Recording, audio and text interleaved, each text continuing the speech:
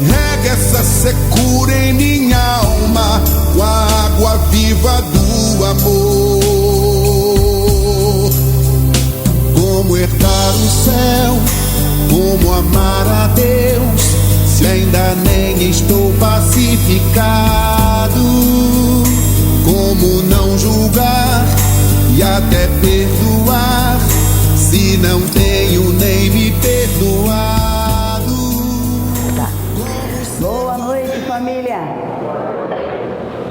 Ao longo dessas 3 semanas, né, deu para ir pensando, refletindo sobre as nossas atitudes, nossos pensamentos, o que a gente sente, como é que funciona essa tríade.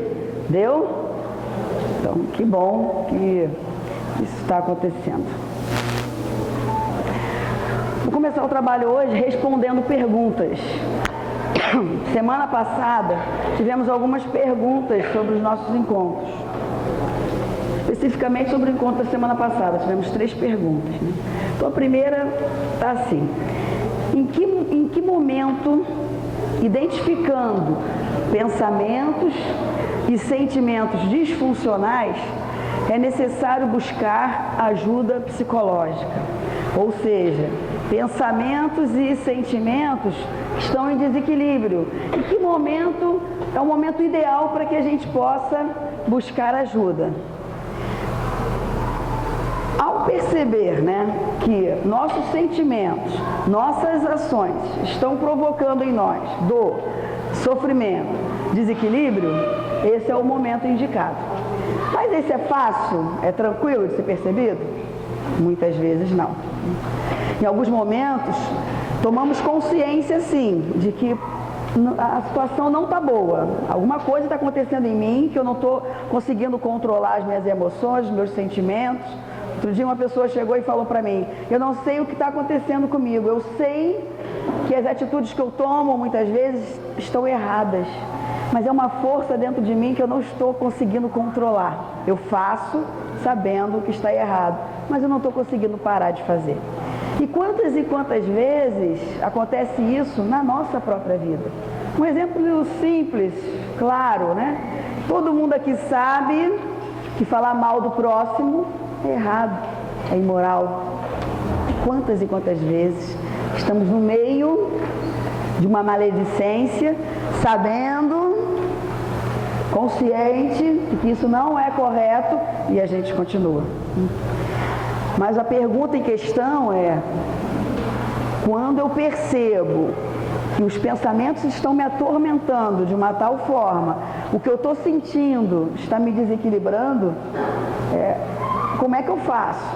Então, essa é a hora, quando você toma consciência disso, você precisa de ajuda. Esse é o primeiro momento. Eu preciso de ajuda. E ao tomar essa decisão, ao tomar consciência disso, eu vou tomar a decisão de buscar o socorro. Seja o atendimento psicológico, como também o tratamento espiritual, né? Aqui na nossa casa a gente tem tratamento de desobsessão acontecendo às terças-feiras.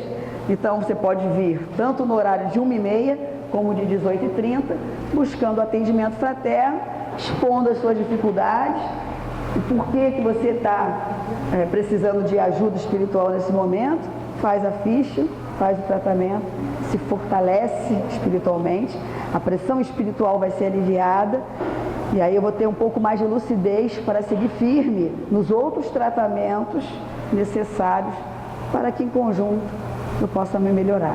Então o ideal é isso, é tomar consciência. É muito difícil quando a pessoa vai escolhendo o caminho complicado na vida, está indo para um abismo espiritual e não está se dando conta disso. Como ajudar? Como se ajudar? Para mim parece que eu estou agindo corretamente.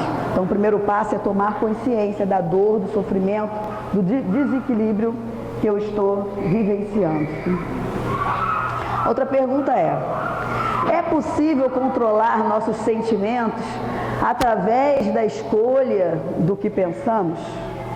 Então, para essa resposta eu escolhi o livro Fonte de Luz, lá no capítulo Pensamento e Conduta, onde está falando assim, o conteúdo do pensamento será a sua opção de liberdade ou de cativeiro, de saúde ou de enfermidade, de vida ou de morte. Se eu estou com o meu pensamento desequilibrado, o sentimento que eu vou estar vivenciando naquele momento é de desequilíbrio também, que vai estar me levando a essas algemas complicadas no qual eu estou me ligando, né? Muitas vezes construindo doenças no corpo físico, inclusive, né? Agora, olha só que interessante como o pensamento pode controlar o sentimento, né? Se algo acontece, se uma situação, seja qual for, acontece, e eu começo a me irritar diante dessa situação, seja porque gerou uma frustração, uma raiva, o que for, eu começo a me irritar. Se eu utilizo o meu pensamento para, opa, peraí, eu estou percebendo que eu estou irritado. Eu não quero mais isso na minha vida. Essa armadilha que eu vivo caindo, dessa vez eu não quero mais cair. Então, eu presto atenção em mim, ao invés de prestar atenção no que o outro está fazendo de errado comigo, eu olho para mim e falo, peraí, eu estou me irritando, está difícil, estou quase pulando no pescoço daquela pessoa. E aí eu percebo isso, eu quero isso de novo, eu quero errar de novo, repetir os velhos erros, as velhas falências morais. E aí eu paro, tomo consciência da irritação que eu estou vivendo nesse momento e tomo a decisão de mudar. Elevo os meus pensamentos, tento sintonizar com o alto, penso em outra coisa. Quando eu já estou começando a me habituar a esse exercício, eu começo a prestar atenção e tentar me colocar no lugar do outro. Por que ele está falando assim comigo? Por que fez essa grosseria? Que agressividade é essa? O que está acontecendo? E aí, através dos meus pensamentos, eu posso sim controlar e ir modificando. Eu posso tomar a decisão, não pode bater aqui, eu posso tomar a decisão de mudar. E aí, respiro, faço uma prece, né? Me reequilibro e os sentimentos vão mudando. Aquela raiva vai passando e muitas vezes, dá lugar até à compaixão. É possível, sim.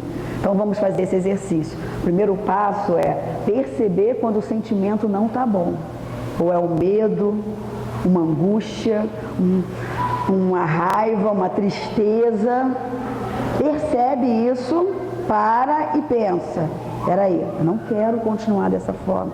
O que eu posso fazer? A gente vai falar aí de problemas e de soluções de problemas mais à frente.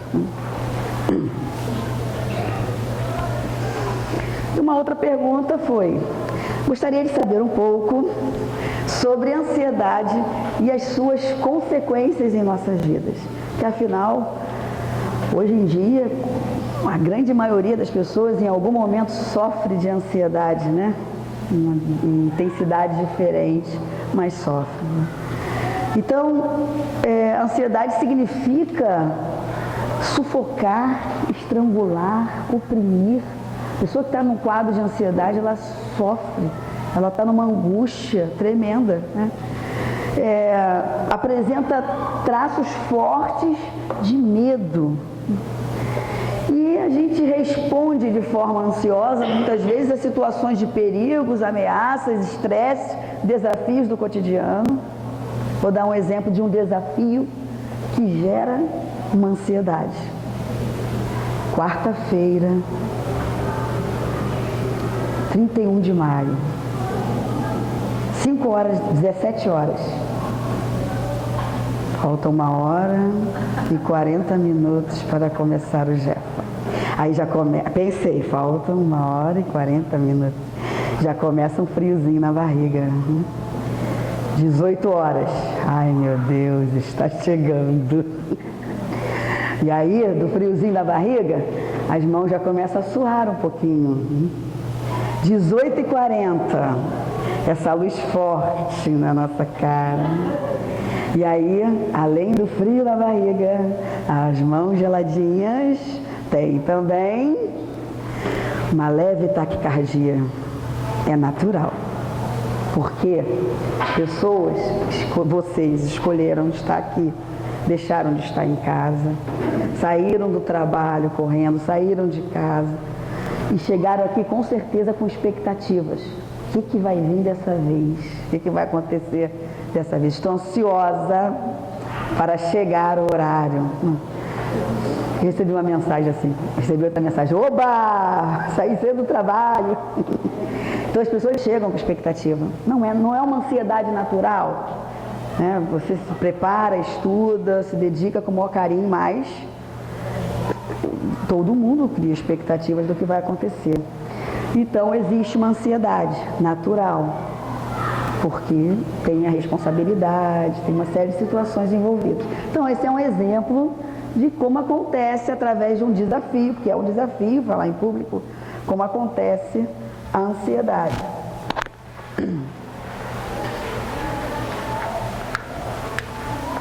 Só que ela deixa muitas vezes de ser natural para se tornar um transtorno patológico.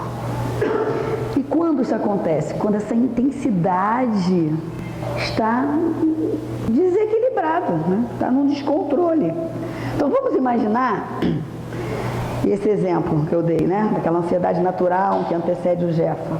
Mas se além disso a coisa fosse evoluindo para uma dor de barriga, assim, em que você não sai do banheiro o dia inteiro, onde começa a roer todas as minhas unhas e quando vai chegando quase 18h40 já está sangrando de tanto que eu roí. Percebe a intensidade do medo, da ansiedade? Como é que a coisa muda quando deixa de ser natural e passa a ser patológica?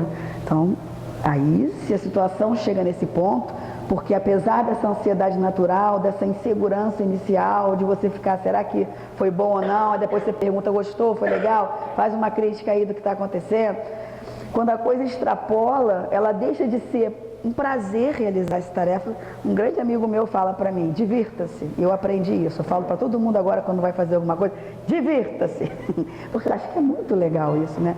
A gente tem que se divertir, porque divertir não tem nada a ver com irresponsabilidade, mas tem a ver com prazer, com alegria. Então, se essa tarefa deixa de ser prazerosa, deixa de ser divertida, para ser um sofrimento, a ponto de dar um desgaste no corpo físico desse jeito, então, alguma coisa está de errado aí, porque não é para sofrer. A gente não está encarnado aqui para sofrer, a gente está encarnado para ser feliz. E precisamos acreditar nisso daí. Bom, fatores que podem identificar a ansiedade como um transtorno patológico é a intensidade, né? Esse exagero, como eu relatei no exemplo anterior, a duração, às vezes as pessoas ficam dias, semanas vivendo quadros assim, e a frequência, em diversos momentos. Eu vou sair, tenho um quadro de ansiedade, eu estou em determinado lugar, tem outro quadro de ansiedade. Então, a frequência começa a aumentar. Alguma coisa está de errado, preciso buscar ajuda. Mas como combater? E aí vem a dica maravilhosa da Joana de Ângeles, lá no capítulo 2 do Ser Consciente, e que ela fala assim, que a gente tem que se enriquecer, ficarmos ricos de valores. E como é que a gente faz isso? Cultivando ideais e aspirações mais abrangentes e agradáveis. Ou seja, a gente precisa, por exemplo, aprender a sonhar. Uma vida sem sonhos é uma vida muito sem graça, muito em preto e branco. A gente tem que colorir a nossa vida, eu tenho que criar metas na minha vida, objetivos. Eu preciso fazer isso, né? Então eu tenho que sonhar, o que eu desejo, o que eu quero. Eu preciso construir isso.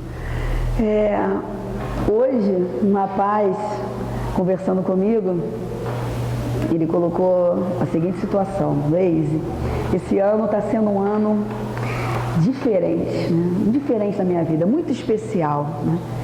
Porque ele tinha, por exemplo, é um jovem de 30 anos, né?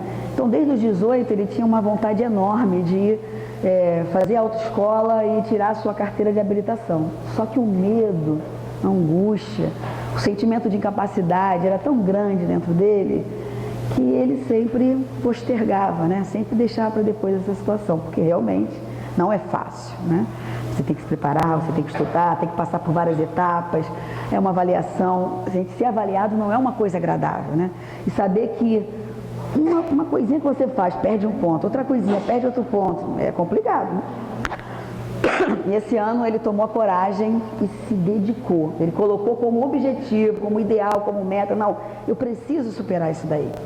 E ele foi lá, vencendo etapa a etapa, até que um belo dia ele chegou, abriu a carteira, tirou a carteira de habilitação e mostrou que ele tinha conseguido. Muito bacana, né? Porque o bacana aí não é a carteira em si, não é o fato dele tirar a carteira, mas o esforço de superar o medo, de vencer. Ele sonhou, ele se permitiu sonhar e acreditou que era possível. Então isso é sensacional e ele conseguiu. Então precisamos dar esse colorido na nossa vida, né? Outra forma de combater essa ansiedade que virou algo patológico é cada vez mais olhar para dentro da gente e nos reconhecermos. Eu preciso mesmo identificar as minhas dificuldades, as minhas falhas, os meus sentimentos que não são legais, né? Prestar atenção, que comportamentos está me prejudicando, enfim. E o que eu tenho de bom, porque eu preciso potencializar o bom, porque é isso que vai me dar força, coragem, segurança para superar o que não está legal, né? E autodisciplina. Precisamos ter autodisciplina. Eu tenho que tomar uma decisão e superar isso.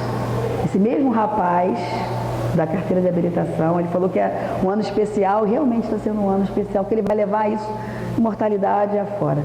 Ele tomou a decisão de parar de beber, ele estava exagerando na bebida, e de cuidar do corpo físico, fez uma dieta, enfim, está indo super bem, né? Um ano inteiro sem beber, emagrecendo, feliz, porque ele resolveu ter disciplina. Porque olha, quando você decide parar de fazer algo que está te prejudicando, é impressionante como bate a sua porta. Olha, estou começando a dieta hoje, aí vem como presente uma caixa de bombom importado, uma delícia. Aí você, não, poxa, umzinho só, né? Aí você, e por aí vai, né? Então, tem que ter uma disciplina. Quando a gente cria uma meta, um objetivo, temos que ter disciplina para chegar lá, né? Para vencer. Porque as pressões surgem dos dois lados da vida, de encarnados e desencarnados. E aí retomamos. Esse quadro foi apresentado, esse slide foi apresentado nos 3 encontros, porque ele é o carro-chefe do nosso trabalho. Essa é a tríade, né? O que eu penso, o que eu sinto, o que eu faço. O tempo inteiro vamos ter situações acontecendo na nossa vida. E essa tríade funcionando o tempo inteiro. E somos nós que alimentamos essa engrenagem através das nossas escolhas, né? Dos nossos desejos, do que realmente a gente quer na vida. Mas hoje a ênfase é no comportamento, é na nossa atitude, é na nossa ação. Então, dicas para melhorar o comportamento. Mobilize-se para fazer coisas. Mas que coisa simples, Leise. Mas é extremamente importante. Conheço muitas pessoas. Todo mundo conhece, né? Conheço uma pessoa que a vida inteira, essa pessoa foi muito ativa. Trabalhava o dia inteiro, chegava em casa de noite, tinha várias atividades também em casa, participava. Uma pessoa muito ativa, isso uma vida inteira. E aí, lá na frente, chegou a tal da aposentadoria. E aí, o que essa pessoa decidiu, o que ela escolheu fazer? Sabe aquelas cadeiras do papai que a gente chama? Aquela cadeira que você espreguiça lá para trás, aí vai indo para trás, aí sobe um negócio assim para suas pernas ficarem no alto. Uma delícia aquela cadeira, né? Só que a escolha dessa pessoa não foi de se mobilizar, foi de ficar ali, parado, vendo filme, vendo jogos, nada contra filmes ou jogos, mas tudo tem que ter um equilíbrio na vida, né? E a pessoa fica o dia inteiro, a ponto da pessoa levantar da cadeira e já está aquela marca ali dele, né? Daquela pessoa. E o tempo foi passando, nada fazendo, naturalmente o humor foi mudando, né? O sentimento foi ficando uma pessoa cada vez mais irritadiça. E aí vai buscando bengalas para se segurar. Já gostava de beber, e aí o que essa pessoa foi transformando na vida? Chegar ao ponto de semanalmente ir no mercado e comprar 3 caixas de cerveja. Porque ela passou a beber todos os dias, enquanto estava na cadeirinha dela sentada. O tempo vai passando, todas as nossas ações geram consequências. E aí, o corpo, que já não era de uma jovem pessoa, né, foi se debilitando cada vez mais, vivencia dores complicadas, doenças complicadas, e sua vida está num momento delicado, né, fruto de falta de se mobilizar, né? À medida que se ocupar, notará uma série de benefícios. Eu fico assim, admirada, eu admiro. Aqui na nossa casa, na Unidade de Amor, tem várias, eu admiro muita gente, mas eu admiro algumas pessoas que escolheram, elas poderiam, já se aposentaram, poderiam estar na cadeira vendo a televisão, né? Mas elas escolheram continuar e o quê? Se mobilizando. Então são pessoas que fazem a diferença dentro da casa espírita, né? Pela postura, pelo modo de agir, pelo sorriso no rosto largo, né? A gente vê essas pessoas que se mobilizam o tempo inteiro, os olhos brilham, né? A gente vê a alegria, uma motivação impressionante, né? E quanto mais se ocupa, mais coisas, assim, mais tarefas aparecem, né? Abraça. Então,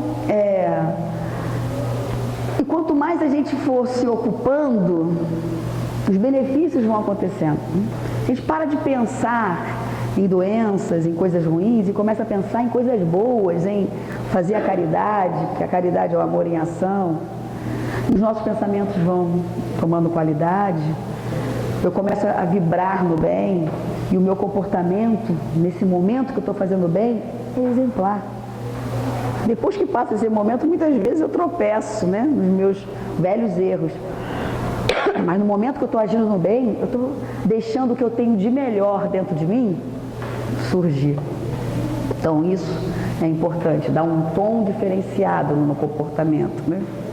Começar a reconquistar o controle da sua vida e a fazer as coisas que quer realmente fazer. Não dá mais para sermos joguetes das trevas. Não cabe mais esse papel para nenhum de nós. Temos muito conhecimento, aprendemos bastante, temos acesso ao conhecimento enorme. Então a gente sabe dessa influência do mundo material com o mundo espiritual, das pressões que existem, mas sabemos que somos nós que construímos a nossa vida. Não dá para culpar nada nem ninguém, né? E eu preciso retomar o controle da minha vida. Quando alguém diz para mim assim, fulano me tirou do sério. Como assim? Como a gente está delegando ao outro um poder enorme? O poder de fazer a gente feliz, infeliz, alegre, triste, tranquilo, irritado. Como é que a gente pode dar esse poder? Ninguém tem esse poder. O poder está nas nossas mãos. Então eu preciso retomar o controle da minha vida. Preciso construir passos fortes, firmes no meu dia a dia. Porque se eu quero ser feliz, tem que suar. Não é porque está calor, é porque tem esforço. Precisa ser dessa forma. Quanto mais ativo você se tornar, menos cansado se sentirá. É impressionante, ao final de um dia de um trabalho no bem, um comportamento ideal, o corpo pode até ficar exausto, mas a mente está leve, está em paz, né? Exemplo disso é a festa da amizade, não é? Está chegando, dia 8 de julho, de 15 às 21 horas. Sentiu que eu estou fazendo propaganda, né? Aproveitar a oportunidade, né? Ao final, quem trabalha na festa da amizade sabe disso. Ao final da festa, estamos todos tão exaustos, as pernas doendo, os braços cansados, mas saímos daqui leve, porque foi um dia de guardar na nossa memória para o resto da vida, né?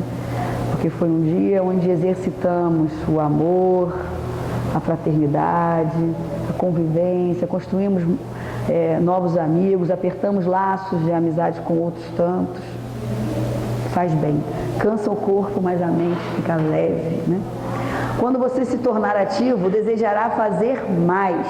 Simplesmente, quanto mais faz, mais vontade tem de fazer coisas. Eu faço e tenho vontade de fazer mais, e fico feliz, fico cansado, mas faço de novo. E aí tem algumas pessoas que a gente tem até que falar assim, calma, pra que pegar esse peso todo? Vamos dividir. É muita vontade, né? E aí a gente tem que ir, lógico. É claro, lá no Livro dos Espíritos fala, né, da importância do repouso. A gente tem que ter essa lucidez, né? Cada um sabe a sua resistência, então tem que ter o repouso, sim. Mas trabalhar, e esse trabalhar é no geral, né? Fazer a diferença no mundo. Pode ser em qualquer contexto que a gente esteja envolvido, seja no ambiente profissional, no ambiente religioso, dentro de casa, com os vizinhos, no meio da rua, porque a gente nem conhece. Fazer o bem, nos ocuparmos a prática do bem. Esse vai ser o comportamento ideal que a gente precisa almejar e viver.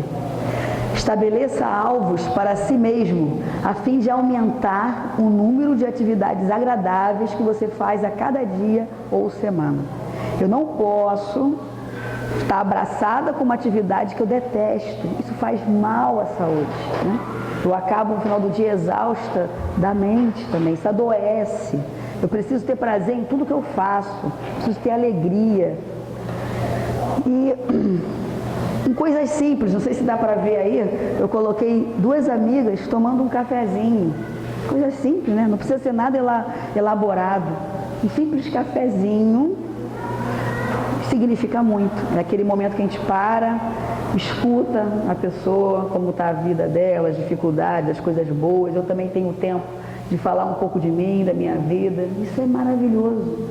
Isso quebra aquela correria que normalmente é a nossa vida. Então eu preciso construir momentos de prazer em todos os contextos que eu estou inserido, que eu estou vivendo. Ou seja, novamente, pintar a vida em colorido.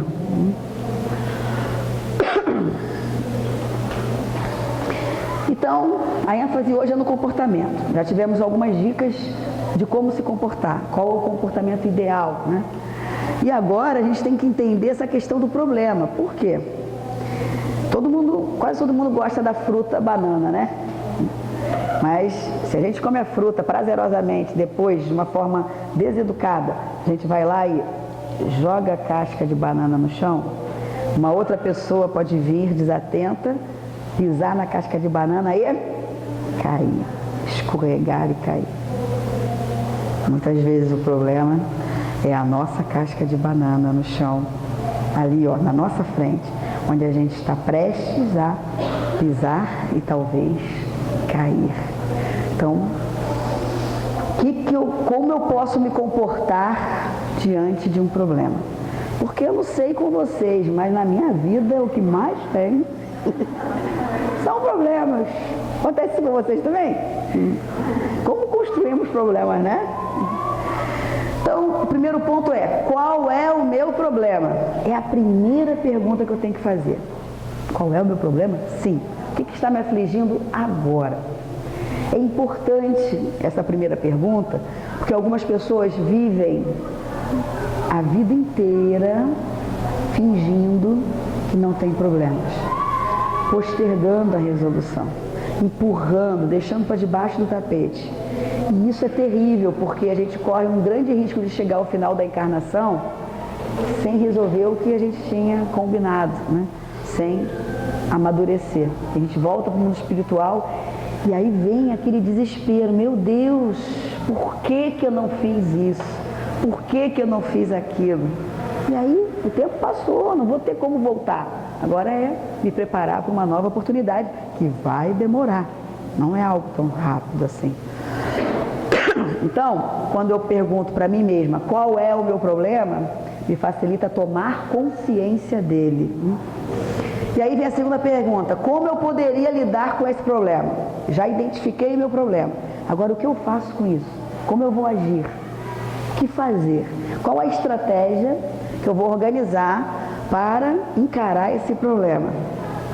Terceira pergunta: quais são as consequências positivas de cada solução? Estou com um problema, penso a estratégia a ser usada. Bom, falei, então uma possibilidade é eu fazer isso diante desse problema.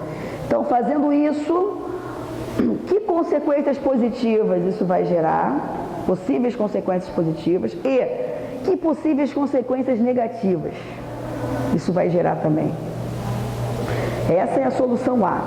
Mas diante desse problema, se eu der a solução B, que possíveis consequências positivas vão acontecer e que possíveis consequências negativas? Tenta pensar numa balança. Se eu tomo tal atitude, se eu me comporto dessa forma, a balança vai tender para o positivo ou vai tender para o negativo? Eu preciso avaliar, porque aí eu vou pensar, mas afinal de contas, né, qual a solução que eu vou tomar?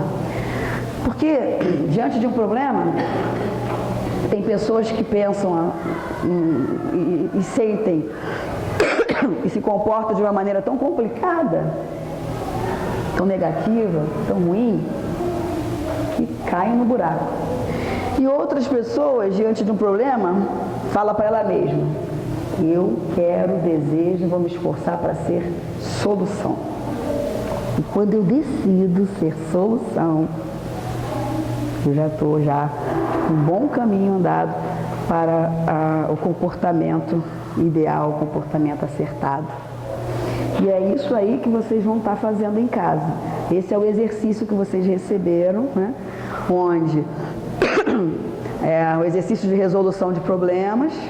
E aí você vai ter que pensar, né, quais as consequências dessas minhas soluções. Eu vou dar alguma solução para o meu problema. Que consequência? Eu tenho que avaliar antes, né? Qual é o meu problema?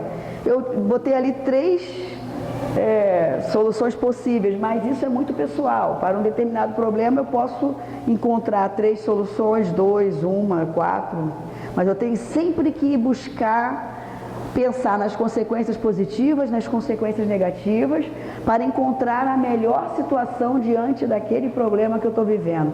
E no final das contas, a melhor maneira de resolver esse problema e aí eu tomo a decisão e vou agir. Todo problema necessita, toda solução, quer dizer, eu posso ter uma solução que não tenha consequência. A Gisele está aqui perguntando: mas será que todo problema... Não, eu posso ter uma solução que não tenha consequência. Então, será que existe algum problema em que a solução que eu vou encontrar possa não ter consequência negativa? Tomara, esse é o ideal. Se não tiver, se eu pensar, bom, essa eu não estou enxergando consequência negativa nenhuma, não tenho nem que olhar as outras opções, vou nessa. Essa, se eu avalio que as consequências vão ser todas positivas, ótimo, excelente, já tomei minha decisão. Mas, geralmente, ao tomar uma decisão, ao escolher algo, eu estou abrindo mão de outra coisa. Toda escolha implica a gente abrir mão de algo. Então, é isso que a gente tem que estar avaliando, né? Um outro ponto muito legal é a gente prestar atenção, refletir sobre o reforço no comportamento. Existe reforço, não só estímulo, mas o reforço que vem depois. O que vem depois vai reforçar o meu comportamento. Vamos imaginar um vendedor que supera a cota de vendas do mês. Seu chefe lhe dá um bônus. O reforço positivo aí foi o bônus. Então, eu sou vendedor de carros. Então, a empresa botou, a cota é você vender 10 carros no mês. Essa é a minha cota. Então eu preciso bater essa meta, essa é minha meta. Eu preciso bater essa meta. Fui lá, né, e superei essa cota, superei essa meta. E o meu gerente fala, olha, você vai ganhar um bônus extra, um valor X em espécie, em dinheiro, porque você bateu a meta, você foi o vendedor que vendeu mais lá e tal. É claro que esse vendedor, automaticamente, ele vai estar muito mais motivado para que no próximo mês ele bata de novo. E os outros também. Espera aí, se tem esse reforço, né? Então eu vou me esforçar mais ainda para alcançar a meta. Aí eu trouxe um outro exemplo, dá para ver aí? Olha que lindo. Uma mesa onde tem um prato, que coisa romântica, né? Tem um coraçãozinho vermelho dentro do prato, todo enfeitadinho, luz de vela. Ó, fica a dica para o Dia dos Namorados. Está chegando dia 12 de junho. Olha a dica aí. Tá vendo só como é que o Jefa também ajuda nisso? Olha só o exemplo. O marido faz um jantar romântico. A mulher faz muitos elogios. Olha, chega lá, o marido fez só a arrumação dessa mesa, está sensacional, né? Então, o reforço positivo é o quê? O elogio da mulher. Amor, que mesa linda. Puxa, estou encantada com você. Você é muito romântico. Encheu a bola do maridão, do namorado, do noivo, não é? Aí, é claro que esse marido vai estar muito motivado diante desse reforço do elogio da mulher a outras vezes preparar outros jantares românticos. Não é uma boa? Então é isso aí que a gente tem que parar para pensar, né? Quantas e quantas atitudes e comportamentos a gente vai tomando por conta desse reforço positivo que a gente tem. Isso vale para o nosso comportamento e vale também para a nossa atitude diante do outro, né? O quanto é importante, por exemplo, a gente elogiar o outro, né? Falar, olha, foi muito bom o que você fez, fiquei muito feliz, olha, como eu te admiro. Importante, né? A gente é muito rápido, né, em apontar as dificuldades, né, os erros, mas e reconhecer, né, e apontar também as virtudes, né, as qualidades, as boas ações da outra pessoa. É importante, né? Muito importante. Mas também existem o reforço negativo, vamos dizer assim, né?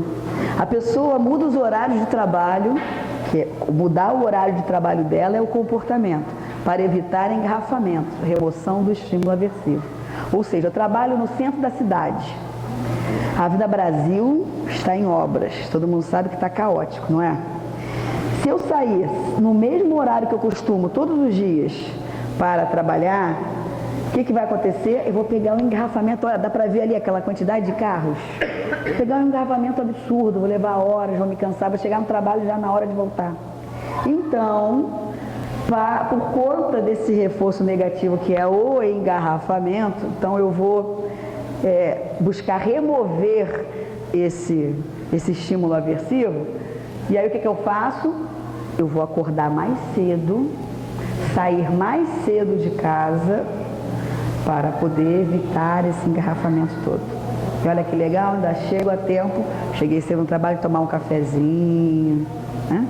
Chegar com calma, fazer a minha prece, ler uma paginazinha, né? Antes do evangelho, antes de começar o trabalho. Olha só o ambiente que eu vou estar proporcionando, né?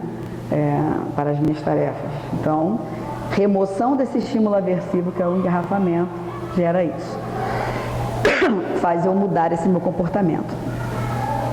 Outra, a pessoa usa vários cremes. 11 horas da noite cheguei do trabalho, cansada, acordo às 6 da manhã, termino todas as minhas atividades em casa, o que for 11h30 da noite. Eu posso muito bem tomar um banho, ir para a cama e dormir, mas aí eu estou escolhendo, o meu comportamento é ficar meia hora passando um creme aqui, outro creme aqui, outro creme aqui, tal. Por quê? Para evitar envelhecimento da pele. Então, remoção de um estímulo aversivo, ou seja, eu não quero envelhecer rapidamente, né, ficar cheio de rugas, isso, aquilo, outro, então eu vou me comportar, vou buscar a conduta de usar vários cremes para evitar, para que esse envelhecimento possa ir ficando mais à frente. Então, é o comportamento. Percebe como tudo a gente se move ao nosso comportamento diante do que está sendo reforçado de bom ou de ruim, e aí a gente vai escolhendo como agir, que atitudes tomar, quais os comportamentos a serem adotados na nossa vida. Mas o Jeffa fala dessa tríade, pensamento, comportamento, sentimento, para alcançarmos o quê? O amadurecimento espiritual. Então agora a gente está na reta final do trabalho e vamos falar disso, de amadurecimento espiritual. Porque no final das contas, esse foi o real interesse de todos nós, né? Como conquistar esse amadurecimento espiritual. Então, está lá no Evangelho dos Seres Perfeitos, a dica para todos nós. Interroga a consciência sobre seus próprios atos. Eu não vou parar e pensar, bom, o que a Cleia fez de certo ou errado hoje que eu observei. Eu não vou interrogar as atitudes da Cleia. Eu vou interrogar a minha consciência. Até agora, até esse momento, todos nós, até agora, às 19h30, se a gente for parar para pensar rapidamente, o que ao longo desse dia, né, eu fiz? Como foi o meu comportamento até agora? Será que desde a hora que eu acordei até esse exato momento, eu escolhi comportamentos adequados, saudáveis, corretos, que condiz com os ensinamentos de Jesus? Ou, ao longo do dia de hoje, somente do dia de hoje, eu escorreguei lá na casca de banana, o meu comportamento e a minha conduta? Oi? Tá, obrigada. Então, interroga a consciência sobre os seus próprios atos. Interroga a si mesmo, né? A si mesmo perguntará se não praticou o mal. Hoje, eu fiz alguma coisa que foi ruim, que eu posso qualificar como um mal que eu fiz a mim ou um mal que eu fiz ao próximo? Uma atitude? Um sentimento, um pensamento?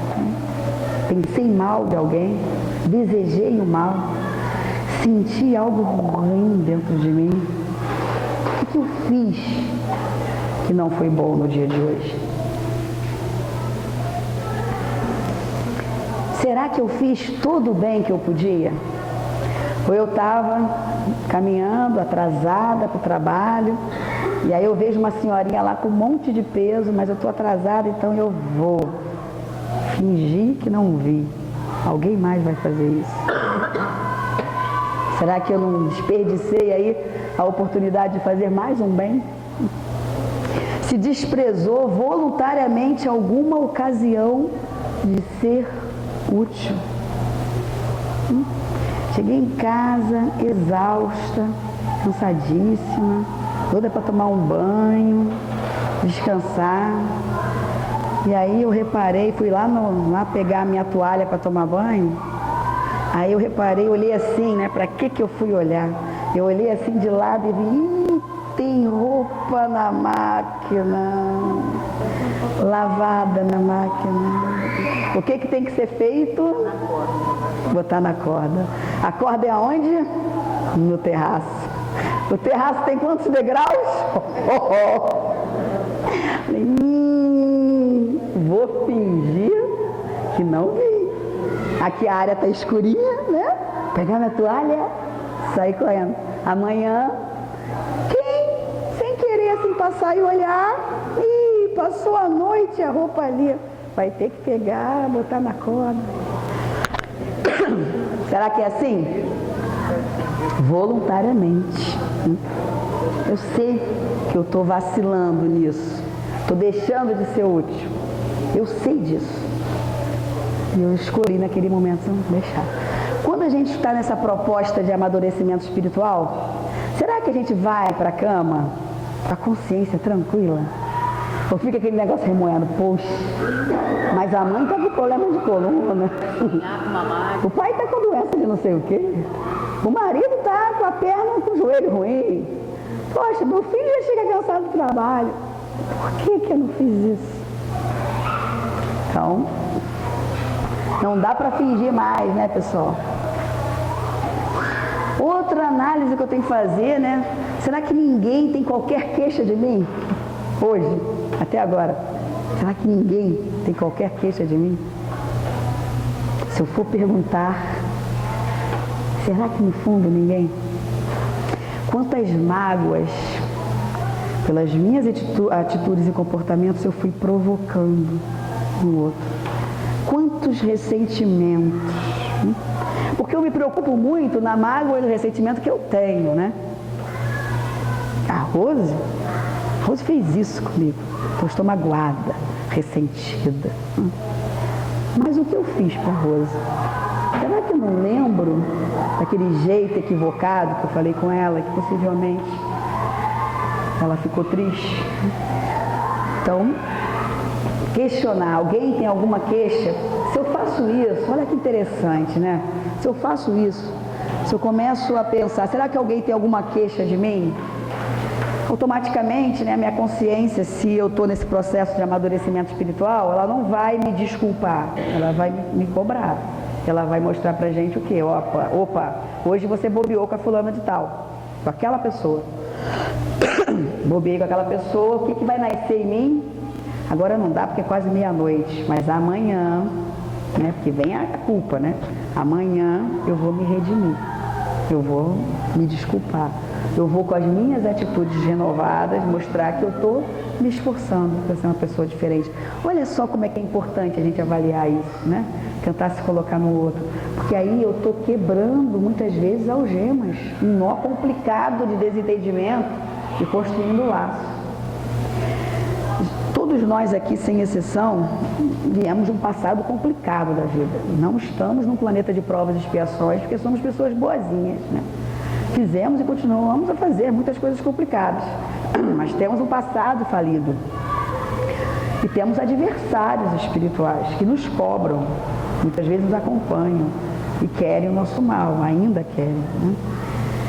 Temos esses adversários do nosso passado e a gente está aqui para construir novos adversários no presente, novas mágoas, ressentimentos, ódios, ou a gente está aqui para resolver questões com encarnados e também desencarnado vendo a nossa sincera vontade, né? Muitas vezes, muitos deles se sensibilizam até, mas eu preciso fazer a minha parte, né? E quebrando todas essas algemas. Se fez a outrem tudo o que desejara lhe fizessem. Essa é sensacional, né? Se eu tenho a consciência que eu preciso fazer o máximo que eu posso para o outro, porque é isso que eu gostaria que fizesse comigo, né? Olha que coisa boa. Não ia ter mais briga, desavença, confusão, porque a vida ia estar mais amorosa. E lá no Fonte de Luz de novo, né, tem uma frase também para a gente repensar aqui, refletir. A ânsia de felicidade que se encontra íncita em todos os espíritos auxiliar-te-á a estabelecer os parâmetros entre gozos e plenitude.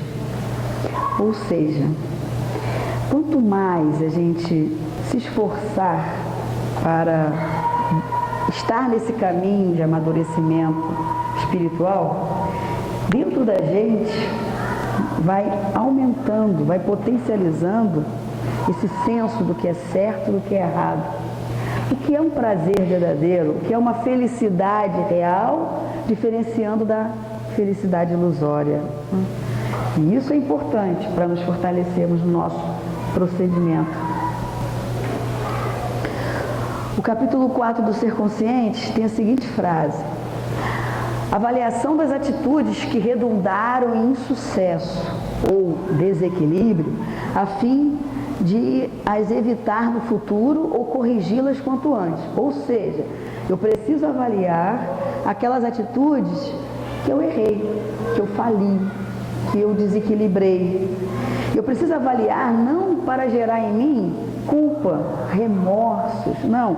Eu preciso avaliar para que eu possa entender aonde eu errei, por que eu errei. Porque situações futuras muito próximas dessas vão surgir de novo. Porque a gente não está num planeta de provas. Cada hora vai vir uma prova. Se a gente está falindo nessa, vão surgir outras, vão surgir oportunidades, né? Para que a gente possa agir diferente. Aprender com o erro que eu tive e corrigir hoje, corrigir agora. Porque no futuro, uma nova prova vai me testar. Quantas vezes mais eu quero falir nos meus testes?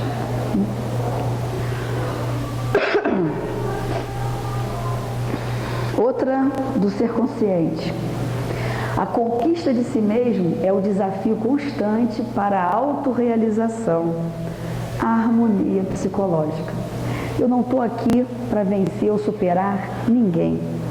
Eu estou aqui para me vencer, para me superar, para me tornar uma pessoa melhor a cada dia. Essa tem que ser a minha proposta. A Lazy de hoje tem que ser superada pela Lazy de amanhã, de depois de amanhã, do ano que vem, e por aí vai. A cada dia eu tenho que ser uma pessoa melhor. Eu tenho que bater o meu recorde, eu tenho que me superar. Que esse é o caminho, realmente, da felicidade. No nosso lar, no capítulo 37, tem assim, ó: afinamo-nos uns com os outros em núcleos insulados e somos compelidos a prosseguir nas construções transitórias da Terra, a fim de regressar aos círculos planetários com maior bagagem evolutiva.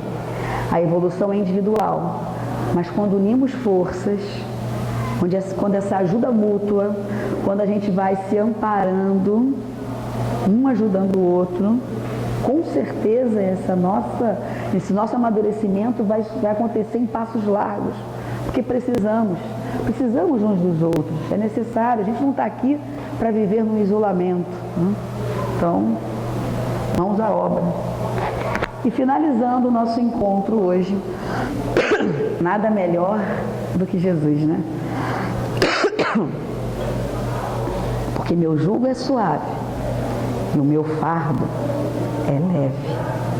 Ou seja, vamos parar de reclamar da nossa vida, dos nossos problemas, das nossas dificuldades, deixar as queixas no passado e a partir de agora realmente entender que todos nós, sem exceção, temos condições de sermos pessoas felizes. Escolher ser feliz só depende de mim. A vida está difícil, poderia ser pior. Eu chego em casa e reclamo porque é macarrão de novo, poderia nem ter. Eu reclamo do meu trabalho, eu poderia estar desempregado. Eu reclamo que eu estou desempregado, eu poderia estar doente, e por aí vai. Então tem que parar de reclamar e agradecer, porque cada queixa, cada lamentação, cada reclamação é uma ingratidão a Deus.